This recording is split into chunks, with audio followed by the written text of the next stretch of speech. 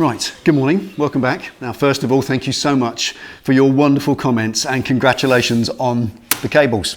I'm really proud of what I achieved there. Truly never done it before. Never made control cables, and as you can see, it ain't hard, is it? You just got to take your time, measure everything 17 times and cut once, because that's it. It's got to be right, and I really am proud of that achievement. That's what it's all about, building your own bike. Things you can buy, things you can order from the internet. If you can make them yourself, well, that's just a bit better, isn't it? You did it then, nobody else. Right, now moving on, we've got the brake hoses done, the cables done. Now it's got to lose all this wiring. There's a load of wiring harness that would have lived originally in the big nose cone. It's out in the world now, so I've got to get rid of it. Get it hidden underneath this tank somehow, get it all unobtrusive, and just bring out the bits that I need for the controls and the lights and the clocks and whatnot, so I can mount all that stuff and it doesn't still look like Spaghetti Junction down there hanging out in the wind. So let's do that. Welcome back.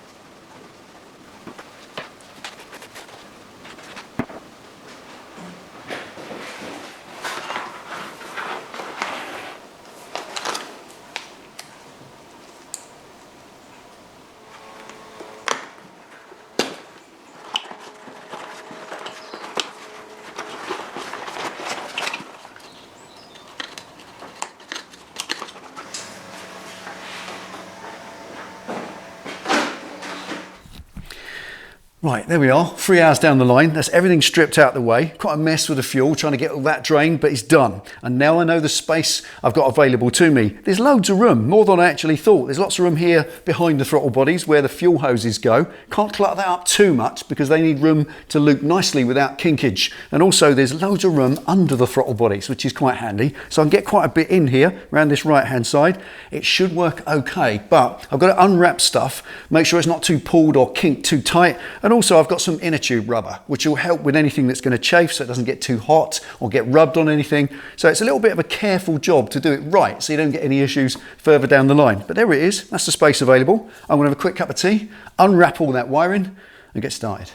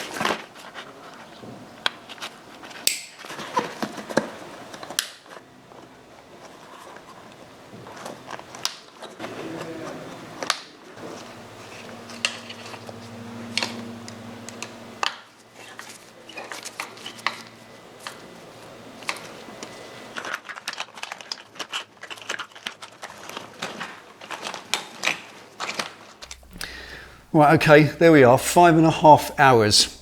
And I got it done exactly what I expected to do. I'm really happy with the route for the main harness, which is just under the throttle bodies up the right side of the engine where there's more space, because the throttle bodies sit slightly across to the left to give room for the cam chain. And with that bigger gap, I've put it around there under the operating cables, and then they sit in this great big space. But unfortunately, all this space is not available to me. It looks nice now, I could just plug them in, job done. But unfortunately, the airbox, when you put it on, it takes up 3/4 of this space. It drops down into that area.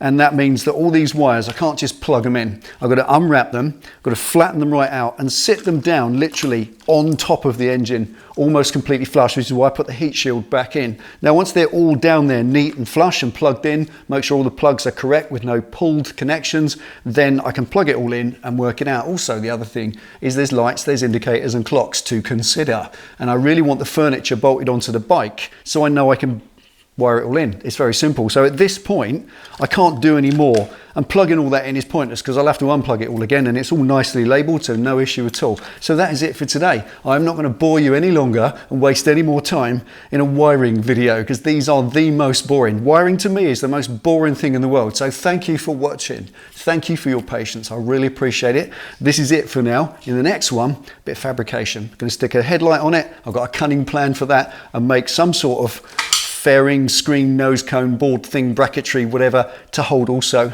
the clocks as well, I think. Because I want the clocks. I want to know how hot the engine's getting, or if the oil lights come on. Anyway, there we go. Thank you for watching. Take it easy, ride safe. And I'll see you next time.